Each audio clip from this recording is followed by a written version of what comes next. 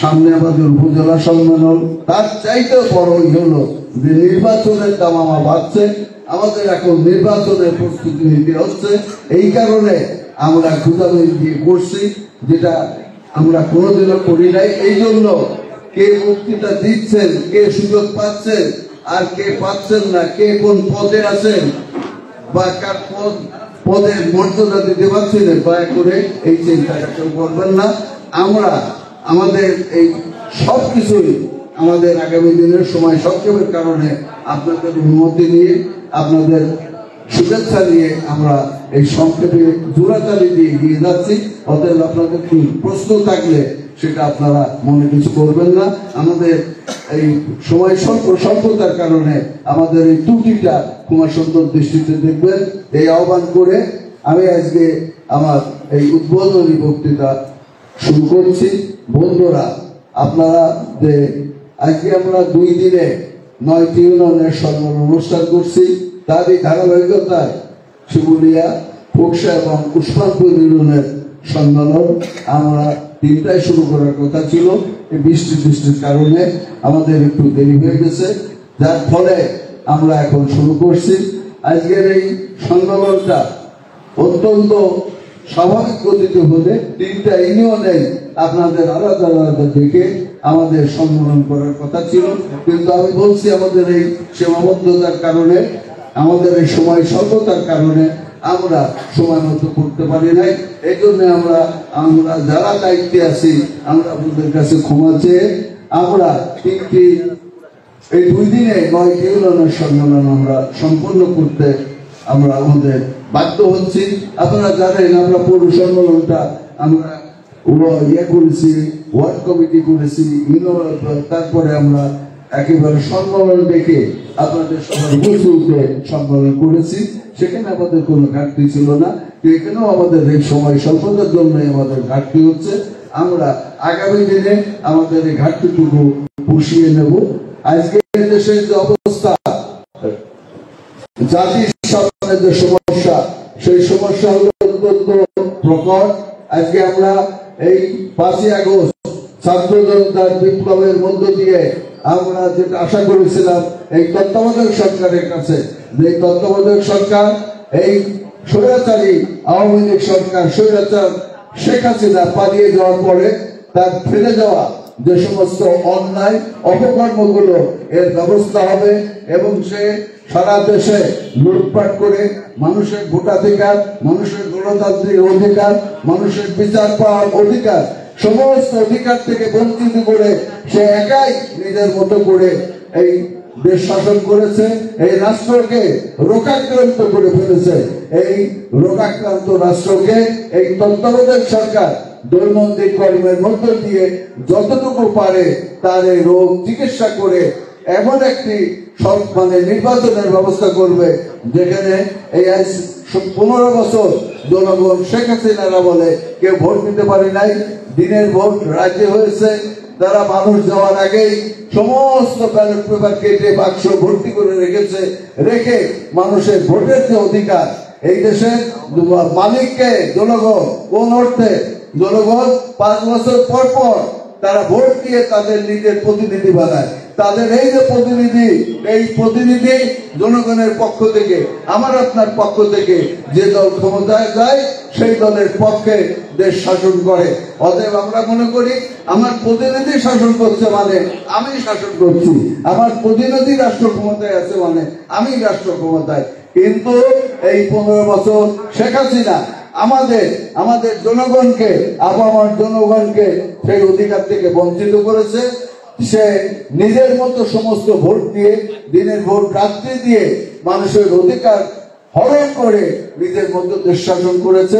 আমরা চেয়েছিলাম যে তত্ত্বাবধায়ক সরকার সংক্ষিপ্ত স্বল্প সময়ের মধ্যে দেশের যে সমস্ত কাজগুলো আশু প্রয়োজন, শান্তি শৃঙ্খলার উন্নতি করা, যেই বিগত আওয়ামী লীগ সরকারের আমলে সিন্ডিকেটের মাধ্যমে লুটপাট করে দ্রব্যমূল্যের ঊর্ধ্বগতি, যার ফলে আমাদের সাধারণ মানুষের জীবনে যে সংসার ধর্ম প্রতিপালনের নাভিশ্বাস উঠেছে তার থেকে কিছুটা পরিত্রাণ দেবে এবং পরিশেষে এই জনগণের ক্ষমতা জনগণ যে দেশের মালিক, তারা যেন সেই মালিকানার যে অধিকার অনুসরণ করে গণতন্ত্রের মাধ্যমে, নির্বাচনের মাধ্যমে এই সরকার একটি অবাধ নির্বাচন দিয়ে জনগণের সেই সুযোগ করে দেবে, যাতে জনগণ তাদের অধিকার প্রয়োগ করতে পারে, তাদের প্রতিনিধি নির্বাচন করে প্রতিনিধির মাধ্যমে দেশ শাসন করে। কিন্তু আমরা দেখছি এই সরকার বিভিন্ন টাল বাহানা করে নির্বাচনটাকে বিলম্বিত করা, দীর্ঘায়িত করার অপচেষ্টা, ষড়যন্ত্রে লিপ্ত। একটি দেশে গণতন্ত্র মানে হচ্ছে সাধারণ মানুষের ভোটাধিকার, গণতন্ত্র মানে হচ্ছে সাধারণ মানুষের যে প্রতিনিধি। একটি নির্বাচিত সরকার, এই নির্বাচিত সরকার দেশ পরিচালনা করবে। এর বাইরে হয় তত্ত্বাবধায়ক সরকার, তারপর অন্তর্বর্তী সরকার, তারা একটা নির্দিষ্ট সময়ের মধ্যে এসে তারা দৈনন্দিন কাজকর্ম পরিচালনা করে যে নির্বাচনের যে আনুষঙ্গিক কাজগুলো, ভোটার লিস্ট প্রণয়ন করা, শান্তি শৃঙ্খলার উন্নতি করা, বিভিন্ন কাজগুলো করে যত তাড়াতাড়ি সম্ভব নির্বাচন করা। কিন্তু আমাদের এই সরকার এইটাকে বিলম্বিত করছে। আপনারা জানেন, প্রধান নির্বাচন কমিশনার ফেব্রুয়ারি মাসের প্রথম সপ্তাহে নির্বাচনের কথা ঘোষণা করলেও এখন বিভিন্ন ভাবে সরকারের যারা আছে, সরকারের সাথে যারা সংশ্লিষ্ট, বিভিন্ন রকমের কথাবার্তা বলে নির্বাচনটাকে বিলম্বিত করার ষড়যন্ত্রে লিপ্ত। আমরা আজকের এই সভার মাধ্যমে আমরা এই সরকারকে বলে দিতে চাই, নির্বাচন বিলম্ব করা যাবে না, যাবে না, যাবে না। নির্বাচন হতে হবে, তা না হলে এই দেশের জনগণ, আমাদের আপামর জনগণ তাদের ভোটাধিকার, তাদের মানবাধিকার, তাদের গণতান্ত্রিক চেতনা বাস্তবায়ন করার জন্য বিগত দিনে যেভাবে আন্দোলন করেছে, এই সরকারের বিরুদ্ধে আন্দোলন শুরু করে যথাসময়ে নির্বাচনের ব্যবস্থা করবে। তাই আমরা এই সরকারকে হুঁশিয়ার করে দিতে চাই যে নির্বাচন না দিলে জনগণ তাদের যে ভোটাধিকার হারিয়েছিল শেখ হাসিনার আমলে, সেই ভোটাধিকার না ফিরে পেলে তাদের যে অধিকার তারা কিভাবে প্রতিষ্ঠিত করবে। অতএব আপনাদের জানা উচিত যে এই দেশের মালিক জনগণ, এবং জনগণকে তার মালিকানা ফিরিয়ে দেওয়ার একমাত্র উপায় হলো নির্বাচন। সময় মতো নির্বাচন দিয়ে আপনারা আপনাদের কমিটমেন্ট, আপনাদের অঙ্গীকার, জাতির সামনে যে অঙ্গীকার, সেই অঙ্গীকার আপনারা রক্ষা করবেন। আর আজকে দেশের যে সংকট, রাষ্ট্রের যে সংকট, জাতির যে সংকট, কৃষকের যে সংকট, শ্রমিকের যে সংকট, সাধারণ মানুষের যে সংকট, সাধারণ দোকানের যে সংকট, আমরা মনে করি এই সরকার সেই সংকট নিরসনে কোনো প্রচেষ্টাই করে নাই। এবং আমরা মনে করি এই শেখ হাসিনার স্বৈরাচারী শাসনের কারণে এই রাষ্ট্র যে ঘুম ধরেছে, রাষ্ট্র যে রোগাক্রান্ত হয়েছে, সেই রাষ্ট্র রোগ সারানোর জন্য আমাদের নেতা বিএনপির ভারপ্রাপ্ত চেয়ারম্যান জনাব তারেক রহমান 2 বছর আগে 31 দফা কর্মসূচি দিয়েছে। এই 31 দফা কর্মসূচিতে শ্রমিকের সমস্যা, কৃষকের সমস্যা, সাধারণ মানুষের সমস্যা, দোকানের সমস্যা, রিক্সা চালকের সমস্যা, এই সমস্যা কিভাবে নিরসন হবে। আজকে জাতীয় অর্থনীতি এই স্বৈরাচারী সরকার লুটপাট করে যেভাবে ধ্বংসের দ্বারপ্রান্তে নিয়ে গেছে, এই জাতীয় অর্থনীতির সুদৃঢ় ভিত্তির উপরে কিভাবে প্রতিষ্ঠিত করা যায়, সেটাই এই 31 দফা কর্মসূচিতে লিপিবদ্ধ আছে। সেই পরিকল্পনা সেখানে প্রণয়ন করা আছে। এই রাষ্ট্র যে জনসেবা, যে প্রশাসন জনগণের সেবা করবে, এই প্রশাসন চলে জনগণের টাকায়, এই পুলিশ চলে জনগণের টাকায়। এদের কাজ হলো জনগণের সেবা করা, কিন্তু আমাদের প্রশাসন জনগণের সেবা করে না, জনগণের উপরে তারা কি করে, অত্যাচার করে। টাকা না দিলে, ঘুষ না দিলে কোন দপ্তরে কি কেউ আমরা কোন কাজ করতে পারি না। এই জন্য এই প্রশাসনকে জনকল্যাণমূলক প্রশাসনে পরিণত করতে হবে। আমাদের বিচার ব্যবস্থা, যে বিচার ব্যবস্থা মানুষের সবচেয়ে একেবারে তার অধিকার প্রতিষ্ঠার সবচেয়ে আসল জায়গা হলো বিচার ব্যবস্থা, কিন্তু আমাদের এই শেখ হাসিনা সরকার দলীয়করণ করে এই বিচার ব্যবস্থাটাকে তার দলের মানুষের বিচার পাওয়ার একটা ব্যবস্থায় পরিণত করেছে। সাধারণ মানুষের এখানে কোনো অধিকার নাই। আমরা এই 15 বছরে যাদের নামে কেস আছে, আপনারা দেখেন জামিন পাওয়ার অধিকার সমস্ত মানুষের আছে, কিন্তু আমরা কোন সাধারণ কেসেও আমরা হাইকোর্ট ছাড়া জামিন পাই নাই। এইটাই প্রমাণ যে শেখ হাসিনা এই বিচার ব্যবস্থাকে দলীয়করণ করে মানুষের বিচার পাওয়ার যে অধিকার, সেই অধিকার থেকে বঞ্চিত করেছে। বিদেশে এই রাষ্ট্রকে ভারতের তাবেদারি রাষ্ট্র হিসেবে পরিণত করেছে। আমাদের সক্রিয় সত্তা ছিল না, আমাদের ভারতের মাধ্যমে সবকিছু করতে হতো, তাই আমাদের স্বাধীনতা এবং সার্বভৌমত্ব হুমকির মুখে ফেলে দিয়েছিল। আমাদের এই বিচার ব্যবস্থাকে জনমুখী করতে হলে, প্রশাসনকে জনমুখী করতে হলে, আমাদের দেশের ভাবপুর থেকে বিদেশের কাছে উজ্জ্বল করতে হলে আমাদের তারেক রহমান প্রণীত ৩১ দফা কর্মসূচি বাস্তবায়ন ছাড়া অন্য কোনো উপায় নাই। অতএব ৩১ দফা বাস্তবায়ন করতে হলে কি করতে হবে? আমাদের সরকার যদি ক্ষমতায় না আসে, অন্য সরকার আসলে আমাদের এই ৩১ দফা কর্মসূচি কি বাস্তবায়ন করবে? অন্য কোনো দল তারা এইটা বাস্তবায়ন করবে না। অতএব আমাদের এই জাতির যে সংকট, এই সাধারণ মানুষের যে সংকট, কৃষকের যে সংকট, শ্রমিকের যে সংকট, এই সংকট থেকে পরিত্রাণের একমাত্র পথ এই জাতীয় সনদ ৩১ দফা কর্মসূচি। ৩১ দফা কর্মসূচি বাস্তবায়ন করতে হলে আমাদের এই ফেব্রুয়ারি মাসে যে নির্বাচন হবে, সেই নির্বাচনে দিনই ধানের শীষ নিয়ে আসুক না কেন, আমাদের সেই প্রার্থীকে যাকেই আমাদের কেন্দ্র থেকে পাঠায়, আমাদের তারেক রহমান ধানের শীষ দিয়ে পাঠান, তার পক্ষে আমাদের নির্বাচন পরিচালনা করে তাদেরকে বিজয়ী করে আমাদের দলকে বিজয়ী করতে হবে, এবং বিজয়ী করে আগামী দিনে রাষ্ট্র ক্ষমতায় যাতে বিএনপি আসে, আগামী দিনে রাষ্ট্র ক্ষমতায় যাতে আমাদের তারুণ্যের অধিকার, আমাদের নেতা শহীদ প্রেসিডেন্ট জিয়াউর রহমানের সুযোগ্য পুত্র তারেক রহমান প্রধানমন্ত্রী হতে পারে, সেই লক্ষ্যে আমাদের কাজ করে যেতে হবে।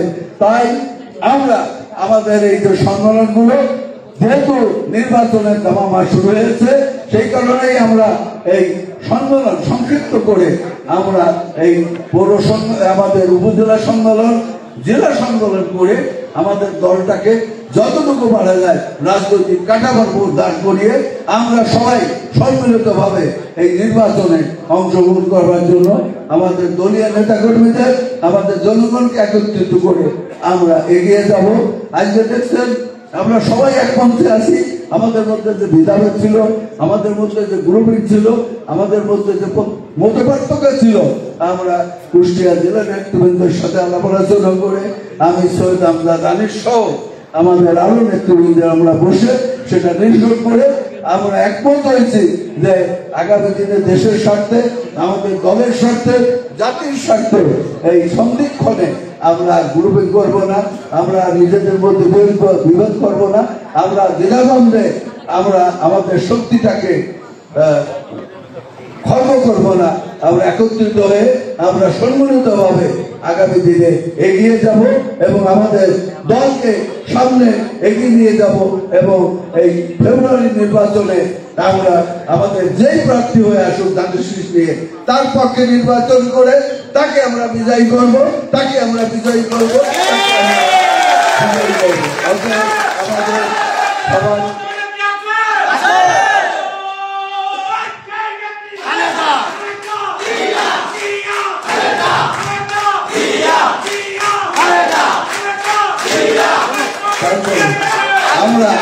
আমরা সেই লক্ষ্যে কাজ করে যাব।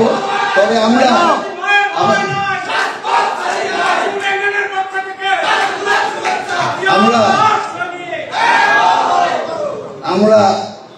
আমাদের সবসময় সম্মেলন করলে আমরা প্রথম অধিবেশনে আমরা বক্তৃতা বিবৃতি দিয়ে, দ্বিতীয় অধিবেশনে যতটা পারা যায় আমাদের নেতৃবৃন্দ দেখে আমরা কমিটি গঠন করি আলাপ আলোচনার মধ্য দিয়ে, কিন্তু আমাদের সময় সংক্ষেপের জন্য আমরা সেটা করতে পারি নাই। আমরা এই কালকে ৩ সমসপুর এবং আপনার গোবরগ্রাম করেছি, পরবর্তীতে আমরা আব্বাড়িয়া এবং দলযাত্রা করেছি। আজকে আমরা সকালে একটা বোরহাট পূজা মণ্ডপ প্রাঙ্গণে আমরা বেদবাড়ি এবং জালিপুর ইউনিয়নের সম্মেলন করেছি। আমরা এখন উসমানপুর, খোকসা এবং শিমুলিয়া ইউনিয়নের সম্মেলন করছি। এই সম্মেলনে আমাদের দ্বিতীয় অধিবেশন যে কাজ, আমাদের সবাইকে ডেকে নেতা নির্বাচন করা, কমিটি গঠন করা, সেইটা আমরা সময় করতে পারছি না। এই জন্য আমরা সব জায়গায় যে আছে, যে প্রক্রিয়া করেছি, এটাও আমরা সেই প্রক্রিয়া করব।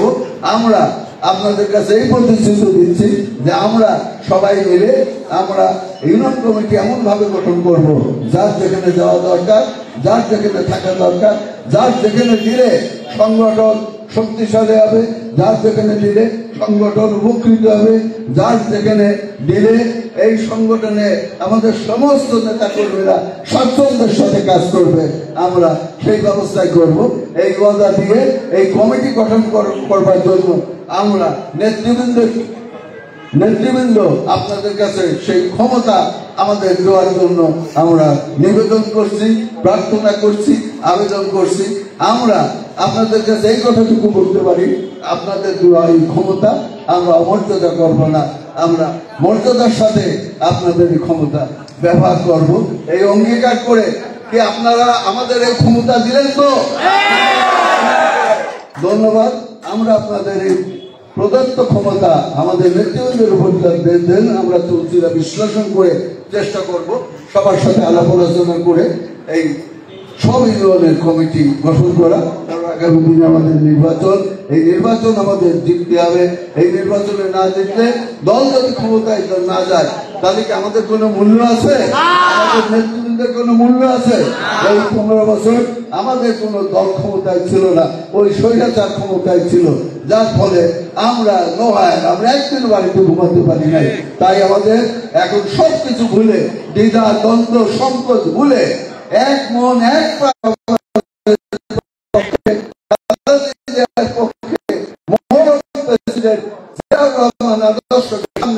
এগিয়ে যাব লক্ষ্য এবং আমাদের অঙ্গীকার। বন্ধুরা, আমাদের সময় অত্যন্ত সংক্ষেপ, আপনাদের সাথে আবারও দেখা হবে। আপনারা যে এই কাজ ফেলে এত লোক আমাদের আহ্বানে এখানে এসেছেন, আপনারা যে জিয়া সৈনিক, আপনারা যে জিয়ার আদর্শকে ধারণ করেন, আপনারা যে খালেদা জিয়াকে বিশ্বাস করেন, খালেদা জিয়াকে ভালোবাসেন, আপনারা যে তারেক রহমানকে ভালোবাসেন, এইটা তার, আপনারা যে বিএনপিকে ভালোবাসেন, মনে প্রাণে বিএনপি কাজ করতে চান, এই লোকের উপস্থিতি সেইটাই প্রমাণ করে। আগামী দিনে আরো বেশি করে আপনারা মন প্রাণ দিয়ে কাজ করে প্রমাণ করবেন, এই আশা, এই বিশ্বাস আমার আছে এবং আপনারা মর্যাদা দেবেন, এই আশা পোষণ করে আগামী দিনে আপনাদের সাথে আবার দেখা হবে। আমরা সমস্ত বিধাবের, সমস্ত মতানৈক্য ভুলে মতৈক্যের সাথে আমরা আমাদের দলকে আমরা এগিয়ে নিয়ে যাব। আমাদের বিএনপিকে, এই খোকসা বিএনপিকে এত অঞ্চলের আশেপাশের থানার মধ্যে সবচাইতে শক্তিশালী দল হিসাবে প্রমাণ করব। এই অঙ্গীকার এবং আপনাদের কাছে এই আশা পোষণ করে সমস্ত নেতৃবৃন্দকে ধন্যবাদ অভিনন্দন জানিয়ে আমরা আগামী দিনে আবার এক প্রাণ এক মন হয়ে কাজ করব, এই অঙ্গীকার করে আমি শেষ করছি। খুদা হাফেজ। বাংলাদেশ জিন্দাবাদ। শহীদ প্রেসিডেন্ট জিয়াউর রহমান অমর, খালেদা জিয়া জিন্দাবাদ। তারুণ্যের অধিকার। আগামী দিনের প্রধানমন্ত্রী জনাব তারেক রহমান জিন্দাবাদ।